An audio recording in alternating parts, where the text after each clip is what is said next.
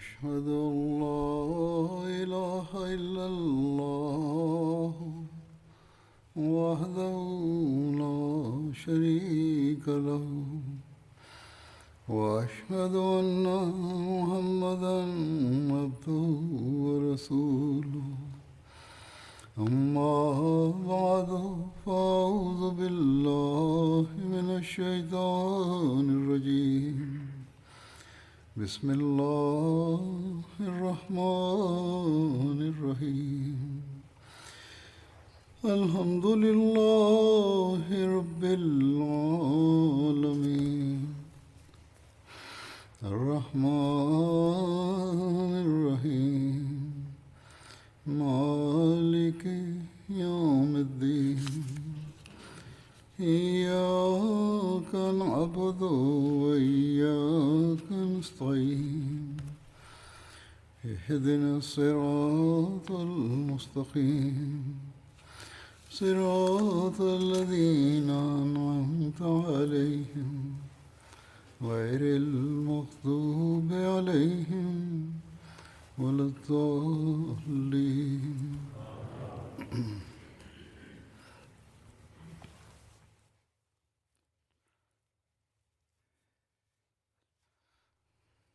Peperangan pada masa Hadrat Abu Bakar Siddiq radhiyallahu anhu. Dalam hal ini saya akan sampaikan beberapa rincian tentang penaklukan Damaskus pada tahun 13 Hijriah. Ini adalah pertempuran terakhir yang terjadi pada masa Hadrat Abu Bakar Siddiq. Mengenai lokasi terjadinya, disebutkan bahwa Damaskus kuno ini adalah ibu kota Suriah dan kota dengan tradisi sejarah.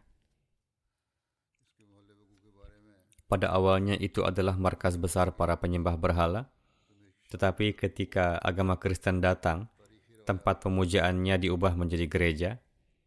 Itu adalah pusat perdagangan yang penting. Orang Arab juga tinggal di sini dan kafilah dagang Muslim pun biasa datang di sana, dan itulah sebabnya mereka mendapat informasi tentang tempat ini.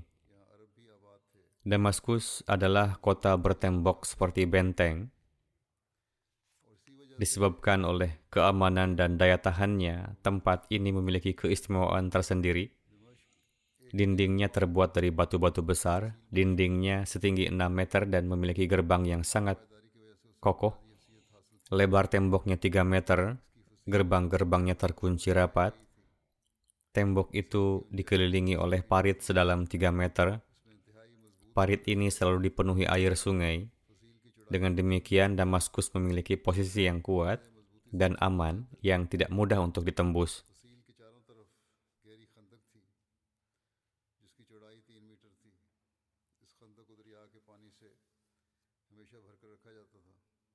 Ketika Hadrat Abu Bakar mengirim berbagai pasukan ke Suriah, beliau mengangkat Hadrat Abu Ubaidah sebagai komandan pasukan dan memerintahkannya untuk menuju Hims. Hims adalah kota kuno yang terkenal dan besar di Suriah, dekat Damaskus. Atas petunjuk Hadrat Abu Bakar, Hadrat Khalid bin Walid mencapai Damaskus dan mengepungnya dengan tentara Islam yang kedua. Penduduk Damaskus memanjati tembok benteng dan melemparkan batu dan panah ke arah kaum Muslim. Pasukan Muslim menggunakan perisai kulit untuk melindungi diri. Muslim juga menembak mereka dengan panah ketika mendapat kesempatan. Dengan cara ini 20 hari berlalu, tetapi tidak ada hasil yang diperoleh. Penduduk Damaskus berada dalam kesulitan karena terkepung di benteng. Perbekalan di benteng juga hampir habis. Selain itu, ladang penduduk Damaskus berada di luar benteng, sehingga kegiatan bertani mereka terganggu. Gandum tidak bisa masuk ke dalam benteng. Juga terjadi kelangkaan barang konsumsi. Karena lamanya pengepungan, mereka berada dalam kesulitan dan masalah besar. Pada saat yang sama, 20 hari telah berlalu sejak pengepungan Damaskus. Kaum Muslim menerima kabar bahwa Raja Heraklius telah mengumpulkan pasukan Romawi yang banyak di Ajenadain. Setelah mendengar berita ini, Hadrat Khalid berangkat dari Bab Syarqi dan datang ke Hadrat Abu Ubaidah di Bab Jabiyah yang memberitahukan situasinya dan menyatakan pendapatnya bahwa kita harus menghentikan pengepungan Damaskus dan menghadapi tentara Romawi di Ajnadain. Jika Allah memberikan kemenangan kepada kita, maka kita akan kembali ke sini dan menyelesaikan masalah Damaskus. Hadrat Abu Ubaidah mengatakan bahwa pendapat saya adalah sebaliknya, karena orang-orang Damaskus sudah muak karena dikepung di benteng selama 20 hari, dan ketakutan kepada kita telah menguasai hati mereka. Jika kita pergi dari sini, mereka akan lega dan akan menyetok makanan dan minuman dalam jumlah besar di dalam benteng. Dan ketika kita kembali ke sini dari Ajnadain, orang-orang ini akan mampu melawan kita untuk waktu yang lama. Hadrat Khalid menyetujui pendapat Hadrat Abu Ubaidah dan melanjutkan pengepungan dan memerintahkan semua komandan muslim yang ditunjuk di berbagai gerbang benteng Damaskus untuk mengintensifkan serangan dari pihak masing-masing. Mengikuti perintah Hadrat Khalid, tentara Islam melancarkan serangan sengit dari semua sisi. Dengan demikian, 21 hari berlalu dalam pengepungan Damaskus. Hadrat Khalid mendorong kaum muslim untuk meningkatkan intensitas serangan dan terus menyerang dengan ganas dari Bab Syarqi. Orang-orang Damaskus sekarang benar-benar sudah tak tahan lagi dan menunggu bantuan Raja Heraklius. Hadrat Khalid terus menyerang berturut-turut. Ketika disibukkan dengan kemelut perang, mereka melihat bahwa orang-orang Romawi yang berada di dinding benteng tiba-tiba mulai bertepuk tangan, melompat, menari, dan mengekspresikan kegembiraan mereka. Orang-orang Muslim memandangnya dengan heran. Hadrat Khalid bin Walid melihat ke satu sisi dan melihat debu mengepul ke atas, sehingga langit tampak gelap. Bahkan pada siang hari terlihat gelap.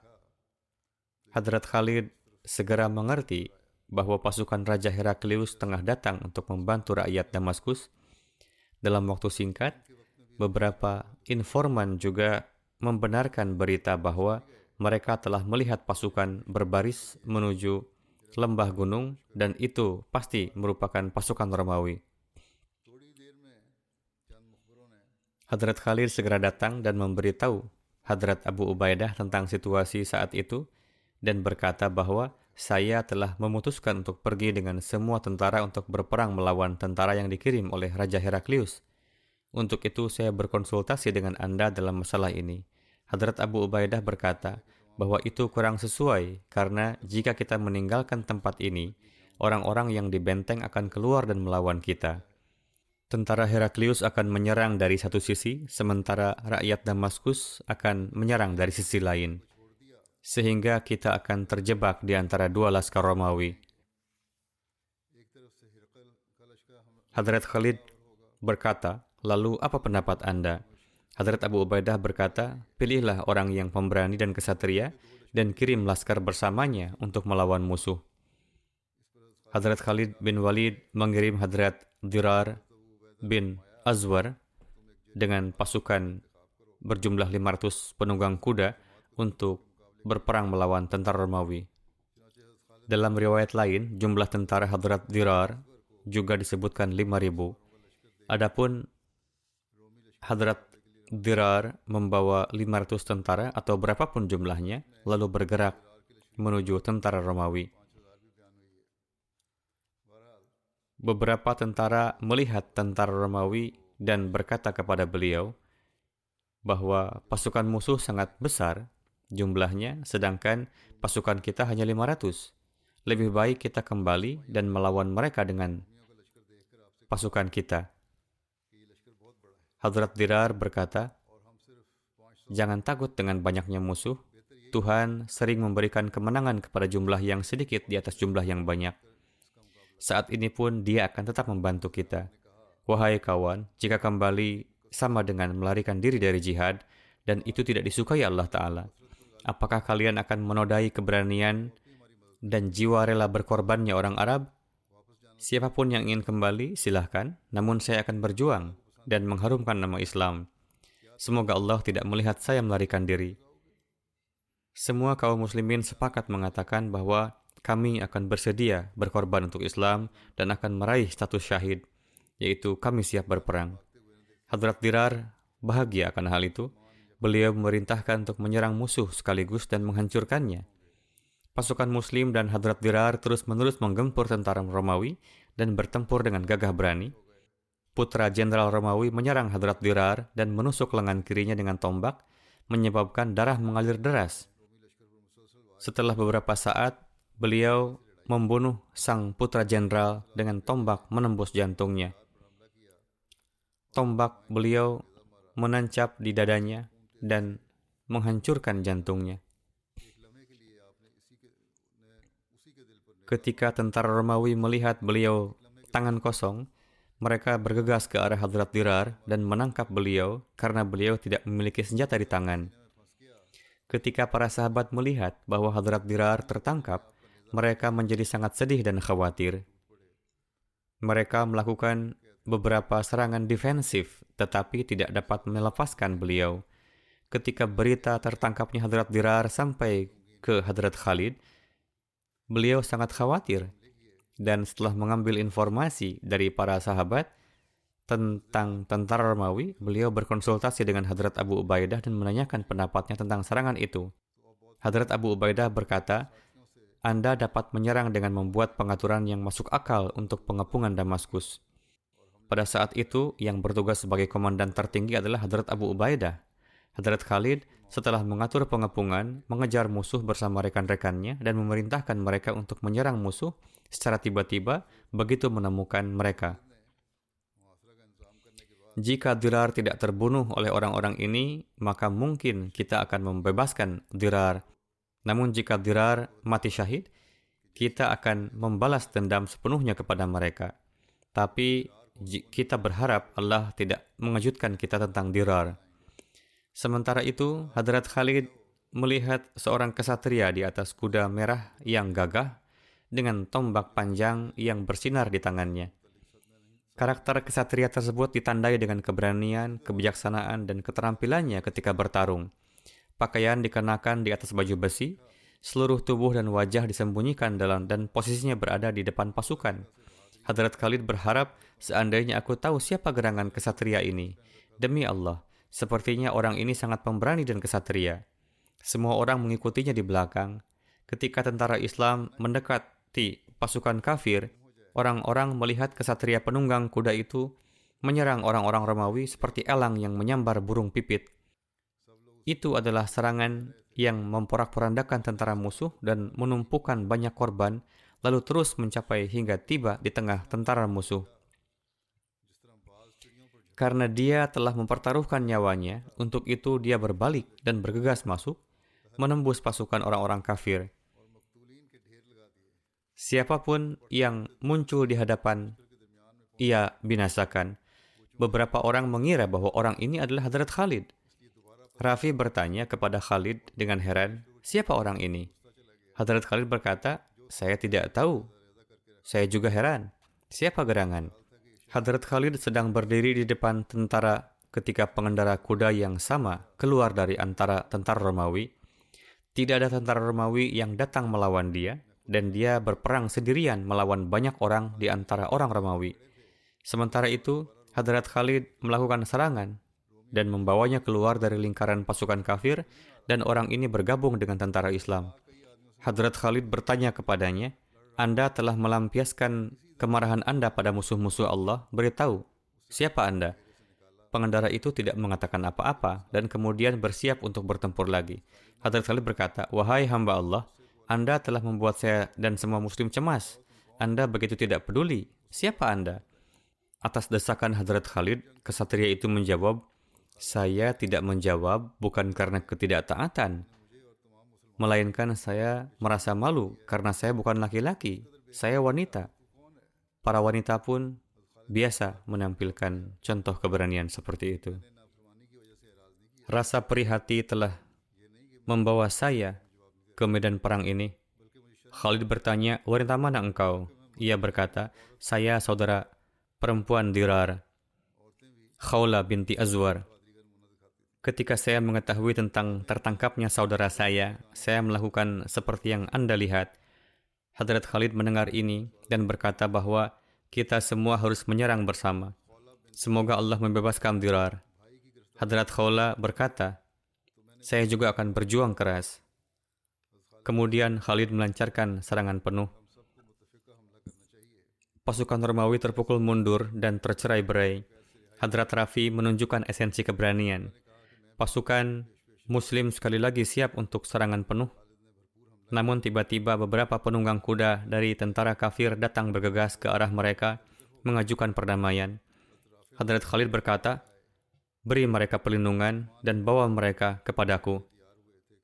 Kemudian Khalid bertanya kepada mereka, siapa kalian? Mereka berkata, kami adalah orang-orang dari tentara Romawi dan penduduk Hims menginginkan perdamaian. Hadrat Khalid mengatakan, perdamaian akan dilakukan setelah mencapai Hims. Kami tidak bisa berdamai di sini sebelum waktunya. Tetapi Anda aman. Ketika Allah memutuskan dan kami menang, maka itu akan dibahas di sana. Tolong beritahu saya, apakah Anda tahu sesuatu tentang salah satu pire pemberani kami yang membunuh putra komandan kalian? Mereka mengatakan bahwa mungkin Anda bertanya tentang orang yang tidak mengenakan pakaian dan telah membunuh banyak orang kami dan membunuh putra kepala suku kami. Khalid menjawab, ya benar.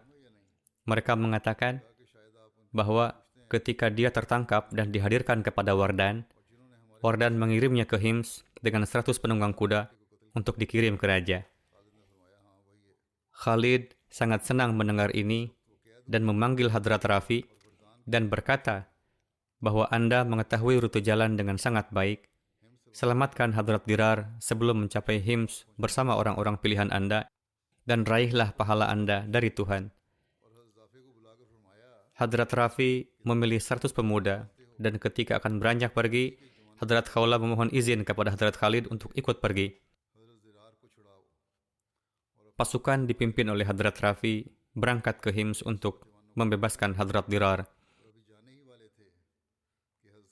Hadrat Rafi bergerak dengan cepat dan saat mencapai suatu tempat, ia berkata kepada para sahabatnya, berbahagialah, musuh belum maju dan menyembunyikan salah satu pasukannya di sana. Orang-orang ini dalam keadaan sedemikian rupa sehingga debu tampak berterbangan. Hadrat Rafi memerintahkan umat Islam untuk waspada. Kaum Muslim sudah siap ketika orang-orang Romawi tiba. Hadrat Dirar berada di dalam kurungan mereka dan sedang membacakan puisi dengan nada yang menyakitkan. Ia mengatakan, wahai informan, sampaikan berita kepada orang-orangku dan Khawla bahwa aku adalah seorang tawanan dan terikat. Orang-orang kafir dan orang-orang fasik dari Syria berkumpul di sekelilingku dan berpakaian lengkap dengan baju besi. Wahai kalbu, matilah engkau disebabkan oleh kesedihan dan wahai mata air masa muda, mengalirlah di wajahku. Itu adalah air dari syair yang beliau lantunkan. Hadrat Khawla berteriak keras mengatakan, doamu telah terkabul. Pertolongan Tuhan datang. Aku adalah saudarimu. Dan setelah mengatakan ini, dia dengan keras mengucapkan takbir, lalu menyerang bersama pasukan lainnya. Kaum Muslim berhasil menguasai pasukan musuh. Semuanya dibunuh. Hadrat Dirar dibebaskan oleh Allah dan pasukan Muslim meraih harta ghanimah.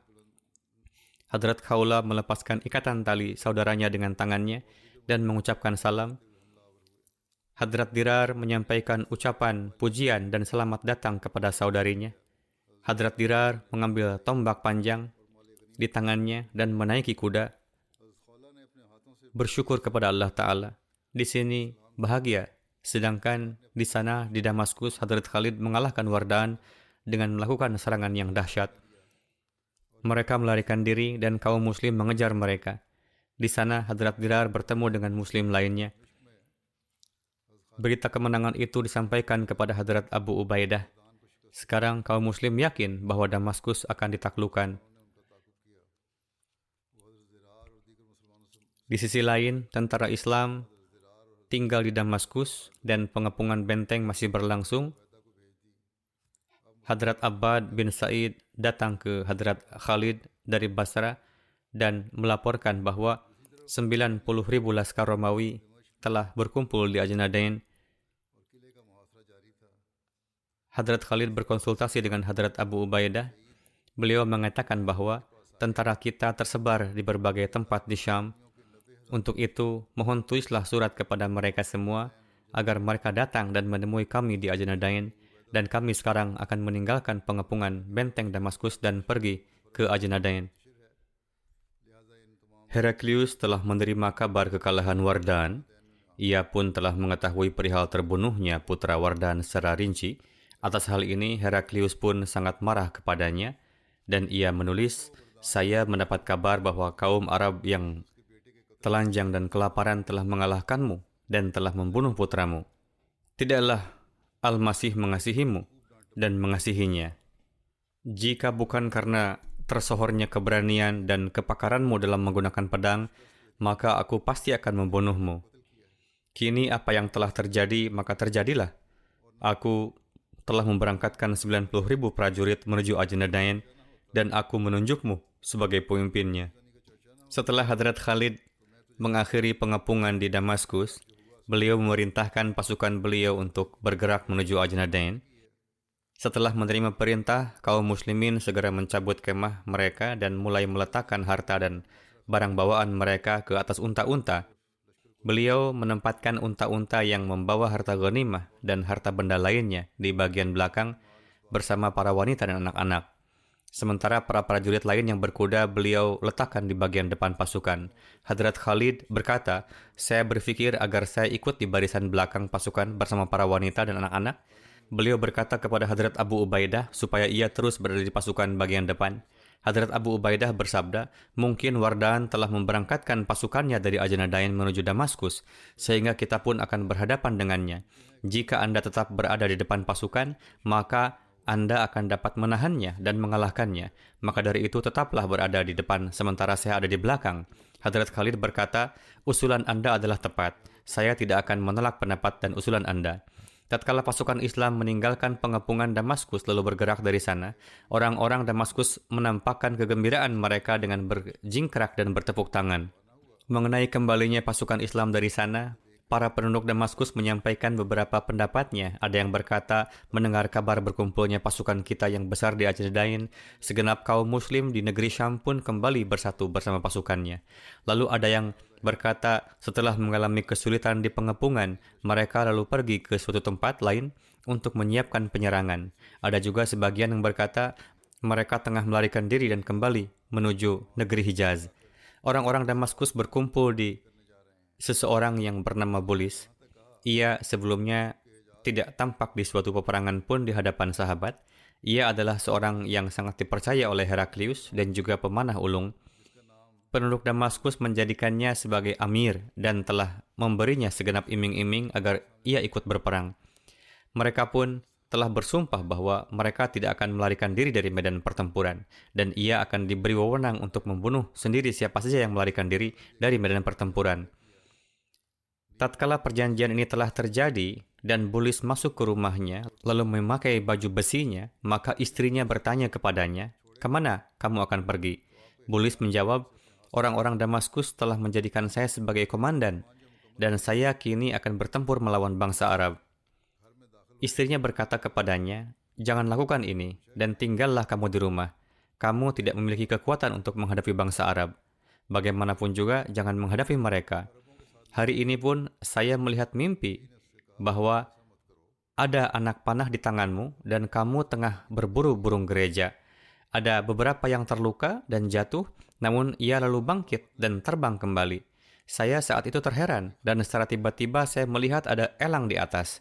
Tidak satu, tetapi ada banyak elang yang turun dan menyerang kamu serta segenap temanmu, dan menghabisi semuanya."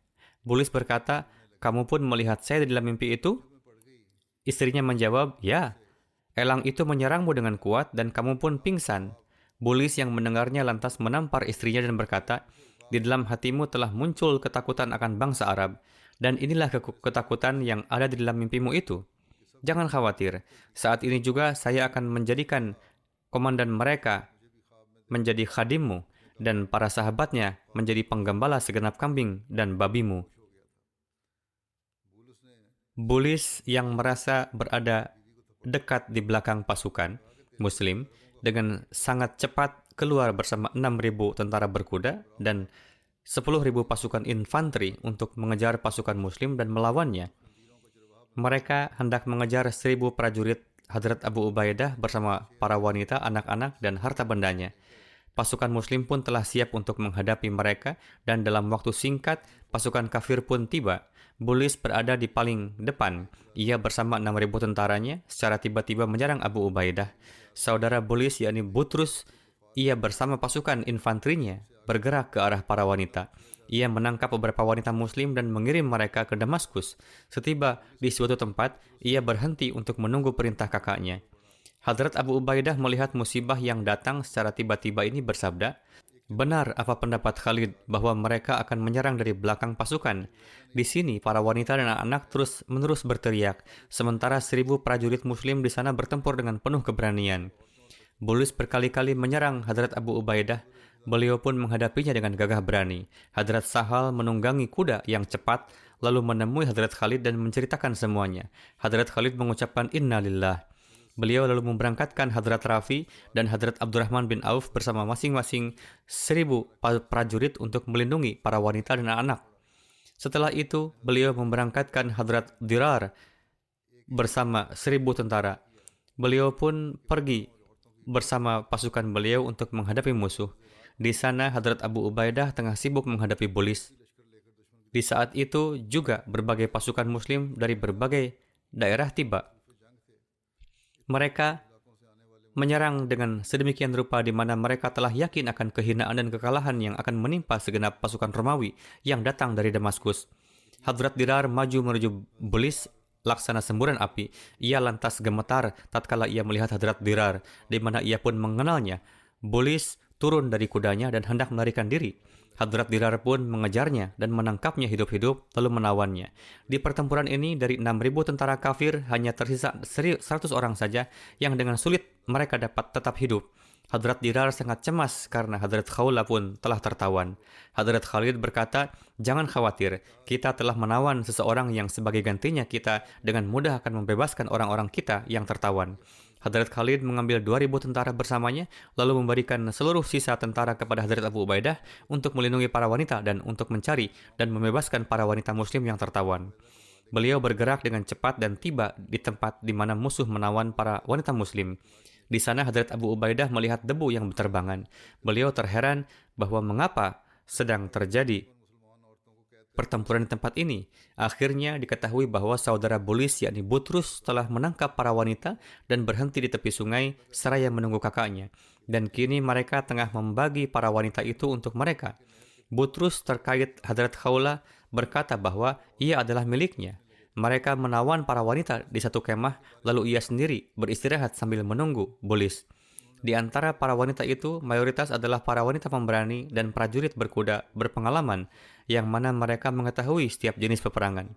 Mereka semua berkumpul dan Hadrat Khawla menyampaikan kepada mereka semua, "Wahai segenap putri kabilah Himir, wahai para pewaris kabilah Tubah, apakah kalian ridho jika kaum kafir Romawi menjadikan kalian sebagai hamba sahaya? Kemana perginya keberanian kalian dan apa yang terjadi dengan ghairat kalian yang sebelumnya terus digaungkan di majelis-majelis Arab? Sangat disayangkan, kini saya mendapati kalian jauh dari ghairat dan kosong dari keberanian dan kegigihan. Untuk musibah yang akan datang ini, kematian adalah lebih utama bagi kita." Mendengar ini, seorang sahabiah berkata, "Wahai Khawla, apa yang telah Anda sampaikan sungguh benar. Namun, bukankah kini kita tengah tertawan? Tidak ada pedang dan tombak di tangan kita. Apa yang dapat kita lakukan? Kita tidak memiliki kuda dan senjata karena mereka menawan kita dengan tiba-tiba." Hadrat Khawla bersabda, "Sadarlah, ada tiang-tiang kemah di sekeliling kita. Kita harus mencabutnya untuk menyerang orang-orang durjana ini. Kelak, Allah akan menurunkan pertolongannya. Apakah kita akan menang? Dan jika tidak, kita pasti akan mati syahid." Mendengar ini, setiap wanita mencabut semua tiang kayu di kemah itu. Hadrat Khawla meletakkan satu kayu di pundaknya dan maju ke depan. Hadrat Khawla bersabda kepada segenap wanita di bawahnya, "Bersatulah laksana rangkaian rantai besi dan jangan berpisah. Jika tidak, kita semua akan terbunuh." Setelah itu Hadrat Khawlah maju dan membunuh sesosok kafir Romawi. Orang-orang Romawi terheran melihat keberanian dan kegigihannya. Butrus berkata, "Pengacau, apa yang sedang kalian lakukan?" Seorang sahabiah menjawab, "Sekarang kami telah berketetapan untuk meluruskan otak kalian dengan tiang-tiang kayu ini, lalu membunuh kalian demi menjaga kehormatan generasi kami nanti." Butrus berkata, "Tangkap mereka hidup-hidup, terutama tangkap Khawlah hidup-hidup." 3.000 tentara Romawi mengepung mereka di setiap penjuru, namun tidak ada seorang pun yang mau mendekati para wanita muslim. Jika mereka maju, maka para wanita ini menyerang kuda-kuda mereka lalu membunuh mereka. Dengan cara ini, para wanita muslim itu telah menghabisi 30 tentara berkuda. Melihat ini, Butrus lantas sangat murka. Ia turun dari kudanya dan menyerang bersama rekan-rekannya dengan pedang. Meski demikian, para wanita muslim ini bersatu di satu tempat dan bersama-sama menghadapi semuanya sehingga tidak ada yang dapat mendekati mereka. Butrus berkata kepada Hadrat Khawlah, "Wahai Khawlah, kasihanilah jiwamu. Aku menghargaimu. Di dalam hatiku masih banyak tempat untukmu. Apakah kamu tidak ingin jika aku yang bagai raja ini menjadi milikmu dan seluruh hartaku menjadi hartamu?" Hadrat Khawlah bersabda, "Wahai kafir durjana, demi Tuhan, jika aku mampu, saat ini aku pun akan menebas kepalamu dengan kayu ini. Demi Allah, saya pun tidak suka jika kamu menjadi penggembala kambing dan unta saya, meski kamu menganggap saya setara." Atas hal ini, Butrus berkata kepada pasukannya untuk membunuh mereka semua. Para tentara lalu bersiap untuk serangan baru. Serangan pertama pun dilancarkan, dan saat itu juga pasukan muslim di bawah Hadrat Khalid tiba di sana. Beliau telah mengetahui segenap keadaan yang terjadi. Kaum muslimin sangat senang dengan keberanian dan perlawanan para wanita. Mereka lalu mengepung laskar kafir dan menyerang mereka secara serentak. Hadrat Khawlah dengan lantang berseru, "Pertolongan Tuhan telah datang. Allah telah mengasihani kita." Tatkala Butrus melihat pasukan muslim, ia takut dan hendak melarikan diri. Namun sebelum melarikan diri, ia melihat 2 tentara berkuda muslim menuju ke arahnya. Keduanya adalah Hadrat Khalid dan Hadrat Dirar. Hadrat Dirar menebasnya dengan lembing sehingga ia pun terjatuh dari kudanya. Lalu Hadrat Dirar memberi tebasan kedua dan ia pun tumbang. Pasukan muslim telah banyak membunuh tentara Romawi. Mereka yang lari melarikan diri ke Damaskus. Tatkala Hadrat Khalid kembali, ia memanggil Bulis dan menyodorkan Islam kepadanya dan bersabda, "Terimalah Islam. Jika tidak, kamu akan diperlakukan seperti apa yang telah terjadi pada saudara kamu." Bulis berkata, "Apa yang telah terjadi dengan saudaraku?" Hadrat Khalid bersabda, "Ia telah dibunuh." Melihat akhir saudaranya, Bulis berkata, "Kini tidak ada lagi kebahagiaan untuk hidup. Pertemukanlah aku dengan saudaraku." Maka ia pun akhirnya terbunuh. Alhasil, kini pasukan Islam berkumpul di Ajnadain dan rincian tentang ini telah dijelaskan sebelumnya. Lalu kini tentang pengepungan Damaskus yang kedua, sebelumnya pernah dikepung namun kembali. Setelah perang ini mengenai pengepungan Damaskus yang kedua tertera bahwa setelah kemenangan di Ajnadain, Hadrat Khalid memerintahkan pasukan Islam agar kembali ke Damaskus. Orang-orang Damaskus sebelumnya telah mengetahui kekalahan Laskar Romawi di Ajnadain. Namun ketika mereka mendapat kabar bahwa Laskar Islam pun kini sedang datang menuju Damaskus, mereka sangat takut. Mereka yang tinggal di sekeliling Damaskus melarikan diri dan mencari perlindungan di benteng. Mereka mengumpulkan bahan pangan pokok dan barang kebutuhan lainnya dalam jumlah banyak di dalam benteng supaya jika pengepungan pasukan Islam berlangsung lama, persediaan mereka tidak akan habis. Selain itu, mereka pun mengumpulkan senjata dan perlengkapan perang. Senjata pelontar, perisai, dan pemanah disiapkan di dinding benteng untuk menyerang siapa saja yang mengepung benteng. Pasukan Islam berkemah di dekat Damaskus. Kemudian pasukan Islam bergerak maju dan mengepung benteng.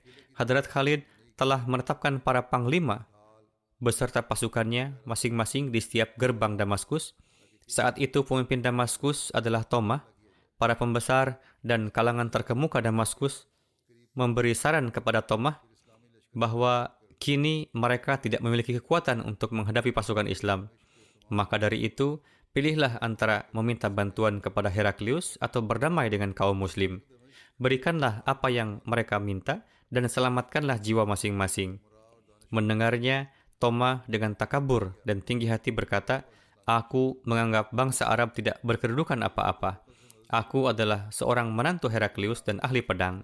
Selama aku masih ada, kaum muslim tidak akan berani menginjakkan kakinya di kota Damaskus."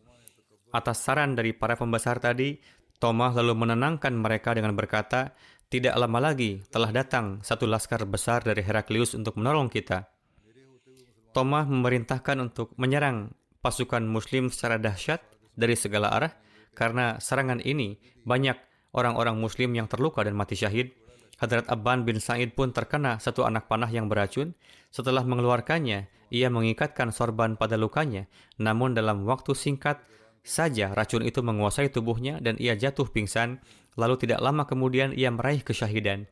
Hadrat Abban menikah di saat pertempuran Ajnadain dengan Hadrat Ummi Abban. Di tangannya masih terdapat warna mehandi dan di wajahnya masih tersisa wewangian, yakni ia baru saja menikah. Hadrat Ummi Abban termasuk dari antara para wanita pemberani yang senantiasa terdepan dalam jihad. Tatkala ia menerima berita kesyahidan suaminya, maka ia pun datang seraya berlari dan tersandung dan berdiri tegar di samping tubuh suaminya dengan penuh kesabaran. Satu kata tidak bersyukur pun tidak keluar dari mulutnya. Dan ia mengucapkan beberapa puisi perpisahan kepada suaminya. Hadrat Khalid bin Walid mengimami salat jenazahnya. Setelah menguburkan, Hadrat Ummi Abban kembali menuju kemahnya dengan iradah yang teguh dan kuat. Ia menyandang senjata dan menutup kepalanya dengan kain dan tiba di gerbang Tomah di mana suaminya mati syahid. Saat itu tengah terjadi pertempuran sengit di gerbang Tomah. Hadrat Ummi Abban masuk di antara para prajurit Muslim itu dan ikut bertempur dengan sengit. Dengan panahnya, ia dapat melukai banyak prajurit Romawi dan menumbangkan mereka. Pada akhirnya, di tengah pertempuran, ia berkesempatan untuk membidik penjaga Tomah yang di tangannya ia memegang salib yang besar. Salib itu terbuat dari emas dan bertahtakan berbagai batu mulia. Sosok yang mengangkat salib besar itu mendorong orang-orang Romawi agar terus bertempur. Dan ia berdoa demi keberhasilan dan kemenangannya dengan perantaraan salib itu. Tatkala anak panah Hadrat Ummi Abban melukai orang itu, salib pun terjatuh dari tangannya dan berada di tangan orang-orang Muslim. Tatkala Tomah melihat bahwa salib itu telah dikuasai oleh orang-orang Muslim, maka ia pun turun bersama para temannya untuk mengambilnya kembali. Ia membuka gerbang dan mulai menghadapi orang-orang Muslim. Di saat itu, prajurit Romawi pun mulai menyerang dengan dahsyat dari atas benteng. Saat itu, Hadrat Ummi Abban mendapat kesempatan untuk membidik anak panah ke mata Tomah, sehingga ia pun membutakan matanya untuk selamanya. Karena kejadian ini, Tomah bersama segenap temannya terpaksa mundur dan masuk ke benteng serta menutup pintu gerbang. Melihat kondisi Tomah, penduduk Damaskus mengatakan bahwa karena itulah kami mengatakan bahwa menghadapi orang-orang Arab ini berada di luar kemampuan kita. Oleh karena itu, hendaknya tempuhlah suatu corak perdamaian dengan orang-orang Arab. Atas hal itu, Tomah menjadi semakin murka dan mengatakan kepada kawan-kawannya, untuk membalas mataku, aku akan membuat 1000 mata menjadi buta. Orang-orang Damaskus mengharapkan bantuan 20.000 pasukan datang dari Hims. Tetapi pasukan Islam telah melakukan upaya dengan mengerahkan satu unit pasukan di jalan menuju Damaskus, sehingga menghentikan pasukan yang datang dari Hims di sana. Kaum muslimin mengepung Damaskus dengan sangat ketat. Dalam pengepungan ini, serangan panah dan ketapel terus mengganggu musuh. Ketika orang-orang Damaskus menjadi yakin bahwa bantuan tidak dapat menjangkau mereka, maka kelemahan dan kepengecutan timbul di dalam diri mereka, dan mereka menyerah untuk melakukan perjuangan lebih lanjut, dan keinginan untuk menaklukkan mereka semakin meningkat di hati kaum muslimin. Orang-orang Damaskus berpikir bahwa umat Islam tidak akan mampu menanggung kesulitan pengepungan yang panjang di kerasnya musim dingin, tetapi umat Islam dengan gagah berani menghadapi situasi tersebut. Rumah-rumah kosong di pinggiran Damaskus digunakan oleh umat Islam untuk beristirahat. Berdasarkan pengaturan mingguan, secara bergantian pasukan yang berada di garis dan ketika mereka berangkat lagi, pasukan lain kembali dan beristirahat. Dan pasukan lainnya ditempatkan di belakang laskar yang ditugaskan di gerbang untuk mendukung dan memantau mereka. Dengan cara demikian, menjadi mudah untuk mengatasi pengepungan yang panjang. Tetapi kaum muslimin tidak berhenti sampai di sana. Bahkan penyelidikan lapangan dan taktik perang mereka terus bekerja untuk menghancurkan rintangan terorganisir dari musuh. Dan dalam jangka panjang, Hadrat Khalid bin Walid berhasil memilih tempat yang cocok untuk memasuki Damaskus. Ini adalah dataran terbaik di Damaskus. Pada tempat ini, air di parit cukup dalam dan masuk dari sana adalah pekerjaan yang cukup sulit. Hadrat Khalid bin Walid menyusun rencana untuk memasuki Damaskus dengan menyambungkan beberapa tali, sehingga dengan membuat simpul dapat difungsikan sebagai tangga untuk memanjat tembok benteng dan turun ke Damaskus. Hadrat Khalid bin Walid mendapatkan kabar dari beberapa sumber bahwa telah lahir seorang anak di keluarga Batrik, yakni uskup tertinggi Damaskus, yang merupakan komandan dari 10.000 pasukan Romawi.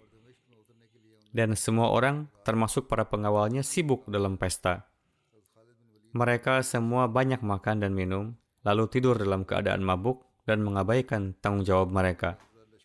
Pada kesempatan tersebut, Hadrat Khalid bin Walid bersama dengan beberapa temannya melintasi parit dengan bertumpu pada kantung-kantung air dan mencapai dinding benteng. Lalu mereka membuat simpul-simpul tali dan mengaitkannya dengan kuat pada dinding tembok sebagai tangga dan menggantungkan banyak tali di dinding. Kemudian sejumlah besar orang-orang Islam memanjat tembok dengan bantuan tali, lalu turun ke dalam dan mencapai gerbang. Mereka memotong engsel pintu dengan pedang. Dengan cara demikian, pasukan Islam memasuki Damaskus. Ketika pasukan Hadrat Khalid menduduki gerbang timur, maka orang-orang Romawi dalam kepanikan memohon perdamaian kepada Hadrat Abu Ubaidah di gerbang barat. Padahal sebelumnya, mereka telah menolak permintaan untuk berdamai dari umat Islam dan bersikeras untuk berperang. Hadrat Abu Ubaidah dengan senang hati menyetujui perdamaian. Atas hal itu, orang-orang Romawi membuka gerbang benteng dan menyuruh umat Islam untuk segera masuk dan menyelamatkan mereka dari para penyerang di gerbang timur, yakni Hadrat Khalid. Hasilnya adalah kaum muslimin memasuki kota dengan damai melalui semua gerbang, sedangkan Hadrat Khalid memasuki kota dengan berperang melalui gerbang timur. Hadrat Khalid dan keempat pemimpin Islam lainnya bertemu di tengah kota. Meskipun Hadrat Khalid telah menaklukkan sebagian Damaskus dengan berperang, tapi karena Hadrat Abu Ubaidah telah menyetujui perdamaian, maka persyaratan-persyaratan perdamaian juga telah diakui di wilayah yang telah ditaklukkan. Di sini jelas bahwa beberapa sejarawan menyatakan penaklukan Damaskus terjadi di masa kekhalifahan Hadrat Umar, tetapi pertempuran Damaskus ini telah dimulai pada masa kekhalifahan Hadrat Abu Bakar Siddiq. Namun, ketika berita penaklukannya dikirim ke Madinah, Hadrat Abu Bakar telah wafat. Jadi ini adalah pertempuran terakhir di masa Hadrat Abu Bakar. Pada kesempatan yang akan datang, insya Allah akan disampaikan sisi-sisi lain dari kehidupan Hadrat Abu Bakar Siddiq radhiyallahu anhu. Sekarang saya ingin menyampaikan riwayat beberapa almarhum. Yang pertama, yang terhormat Umar Abu Arkub Sahib, yang merupakan Ketua Jemaat Palestina Selatan. Beliau wafat pada 15 Agustus pada usia 70 tahun. Inna lillahi wa inna ilaihi raji'un. Umar Abu Arkub Sahib mengenal jemaat melalui MTA pada tahun 2010.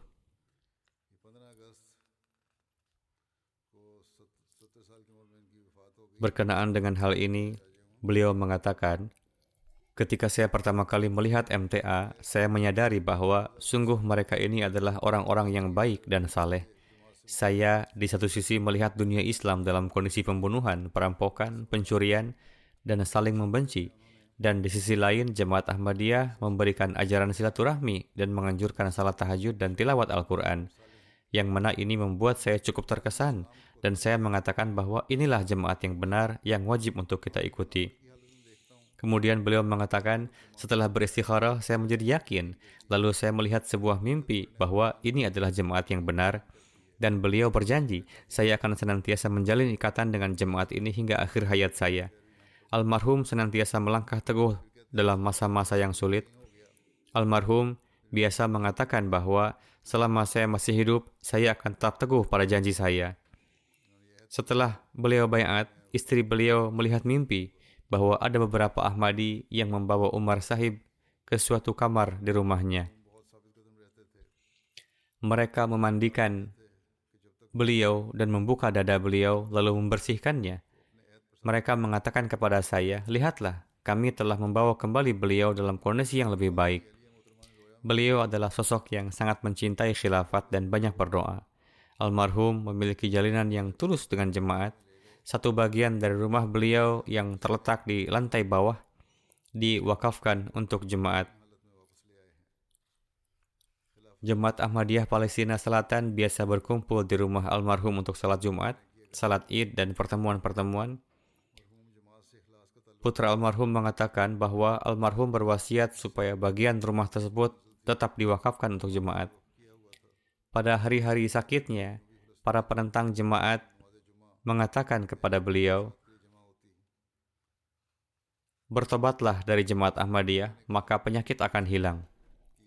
Namun, meskipun demikian, almarhum melakukan perdebatan tabligh dengan mereka dan berdebat dengan seseorang yang sangat vokal dalam penentangan, dan beliau betul-betul membuatnya bungkam sehingga tidak bisa menemukan jawaban apapun. Karena beratnya penyakit, almarhum harus dipindahkan ke ICU keesokan harinya. Pada saat perdebatan, putra almarhum mengatakan kepada Maulwi yang sangat vokal ketika berdebat dengan beliau tersebut bahwa, "Tinggalkanlah ayah saya. Ayah saya adalah seorang yang berpengalaman. Anda tidak akan bisa meyakinkan beliau. Bagaimanapun, putra beliau mengatakan bahwa almarhum memberikan nasihat pada saat sakit menjelang kewafatannya, mengatakan, 'Janganlah bersedih atas kewafatanku.' Kemudian beliau berulang-ulang menyampaikan perkataan Hadrat Bilal berikut, 'Ghadan sa'alqa al-ahibba Muhammadan wa sahbah,' yakni besok aku akan bertemu dengan kekasihku Muhammad serta para sahabatnya. Almarhum seorang yang dicintai semua orang dan memiliki kepribadian yang indah. Almarhum memiliki seorang istri, 3 putra dan 4 putri. Semoga Allah Ta'ala juga memberikan taufik kepada putra-putri beliau yang belum menjadi Ahmadi untuk dapat menerima Ahmadiyah dan meninggikan derajat almarhum serta memperlakukan almarhum dengan maghfirah dan kasih sayangnya. Jenazah yang kedua, yang terhormat Nasir Ahmad Sahib dari Midhi Terparker yang wafat beberapa hari yang lalu di usia 93 tahun. Inna lillahi wa inna ilaihi raji'un. Beliau adalah Ahmadi pertama di Midhi. Pada tahun 69 beliau menerima Ahmadiyah. Beliau adalah seorang da'i yang penuh semangat, memiliki gairat keagamaan dan Ahmadi yang pemberani. Dawa melaksanakan salat 5 waktu, menghormati tamu, sangat mencintai khilafat, adalah merupakan sifat-sifat beliau yang menonjol.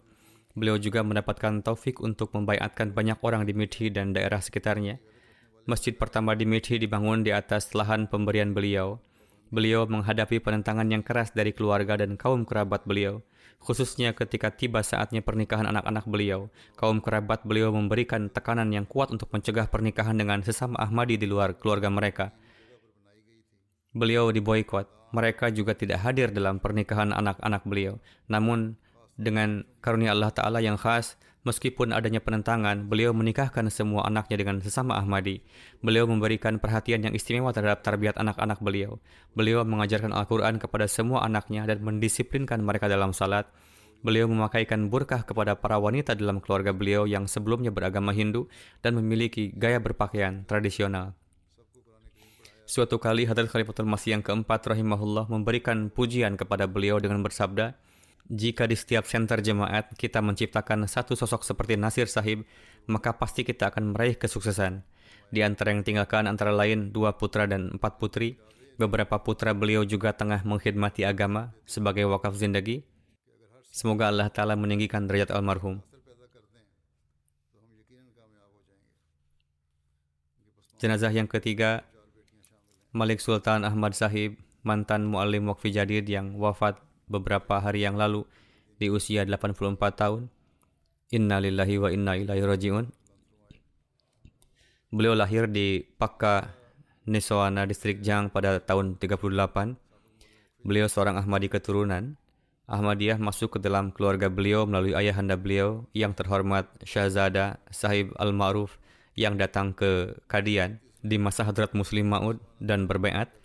Setelah menempuh pendidikan hingga sekolah menengah, beliau mengajukan permohonan untuk berkhidmat di bawah Waqfi Jadid pada tahun 60. wakaf beliau diterima. Kemudian ketika Hadrat Khalifatul Masih yang keempat rahimahullah menjabat sebagai in charge Waqf Jadid, almarhum mendapatkan tarbiyat dari beliau dan setelah beberapa waktu mendapatkan tarbiyat dari sana. Pada tahun 60 beliau ditugaskan sebagai muallim. Beliau dikirim ke berbagai daerah di Terparkar. Beliau melaksanakan tugas dengan baik. Beliau juga ditugaskan ke daerah-daerah lainnya di Pakistan. Masa pengkhidmatan beliau lebih dari 38 tahun. Beliau melaksanakan tugas yang diamanahkan dengan sangat baik. Beliau sangat hobi bertabligh dan karena hal ini pada tahun 68 terjadi serangan percobaan pembunuhan terhadap beliau.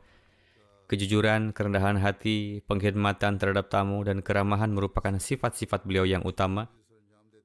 Beliau rajin tahajud, disiplin dalam salat berjamaah, dan rajin berdoa. Beliau menjaga ikatan kesetiaan dengan khilafat hingga nafas terakhirnya dan senantiasa menasihatkan hal ini kepada putra-putrinya juga. Di antara yang tinggalkan selain istri juga 3 putra dan 2 putri. Semoga Allah telah memperlakukan beliau dengan maghfirah dan kasih sayangnya dan meninggikan derajat beliau.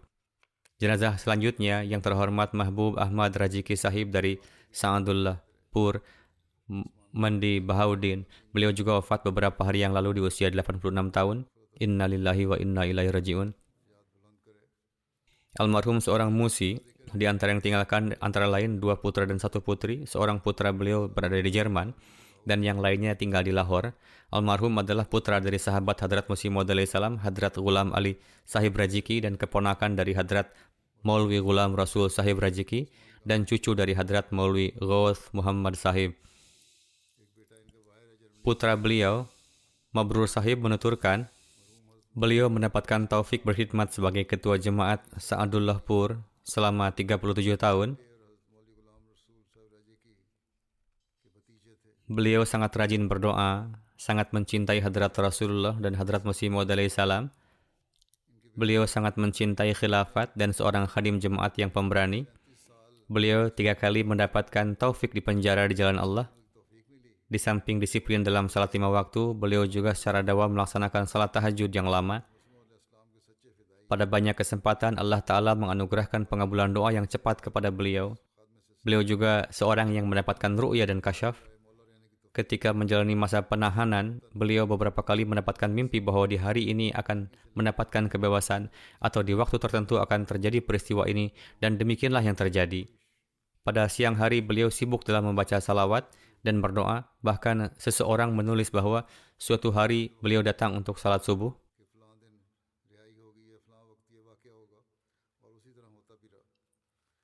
Orang itu memegang beliau, ternyata beliau sedang demam tinggi. Namun, meskipun demikian, beliau tetap datang ke masjid untuk salat berjamaah. Kondisi jalinan beliau dengan MTA dan kecintaan terhadap khilafat sedemikian rupa, sehingga beliau menyimak MTA dengan volume tinggi. Dan meskipun mengeraskan suara dan kurang faham, pada saat khutbah, beliau tetap duduk di depan TV dan berusaha untuk menyimak. Setelah kewafatan beliau, banyak para ghair Ahmadi dari kampung sekitar yang datang. Bahkan sebelumnya pun mereka biasa datang. Mereka sangat menaruh kepercayaan kepada beliau dan memohon doa kepada beliau. Setelah beliau wafat, mereka datang untuk berbela sungkawa. Mereka mendoakan dan berkata, jika beliau bukan Ahmadi, ribuan orang akan menjadi murid beliau.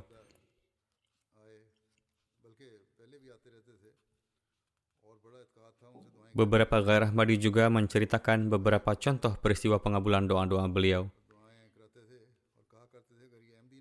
Semoga Allah Ta'ala memperlakukan beliau dengan maghfirah dan kasih sayangnya, meninggikan derajat beliau, dan memberikan taufik kepada anak keturunan beliau untuk dapat meneruskan kebaikan-kebaikan beliau.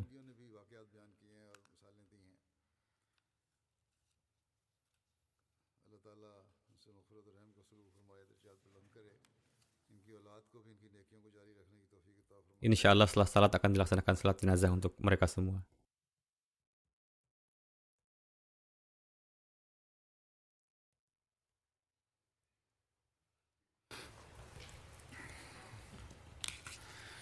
ये सब जो नमाज इंशाल्लाह नमाज़ों के बाद इनके जनाज़ा अदा की जाएगी।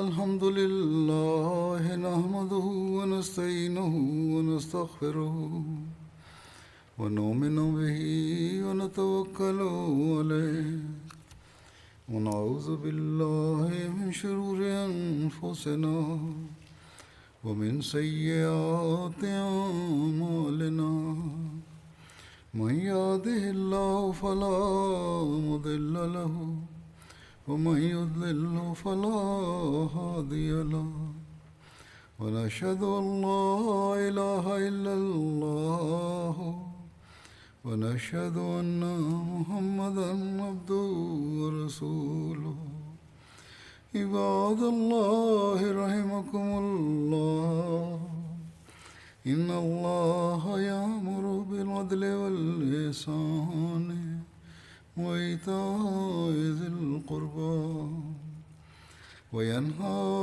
عن الفحشاء والمنكر والبغي يعظكم لعلكم تذكرون اذكروا الله يذكركم وادعوه يستجب لكم ولذكر الله